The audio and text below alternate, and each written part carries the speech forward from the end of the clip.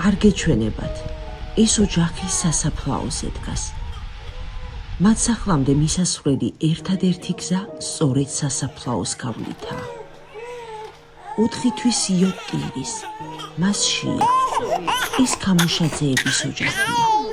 ისინი უკიდურეს გაჭირვებაში ცხოვრობენ. დავეხმაროთ ხალხოთ, ძალიან გაჭირებულში ვართ, ძალიან გვიჭირს, პამპერსი არ აქვს, ხეჭმელი არ აქვს. ამ სამი ულამაზესი ბავშვის მშობლები ყველაფერს იკრებენ იმისთვის, რომ პატარებს საკვები ჰქონდეთ. მე შემოქმნე,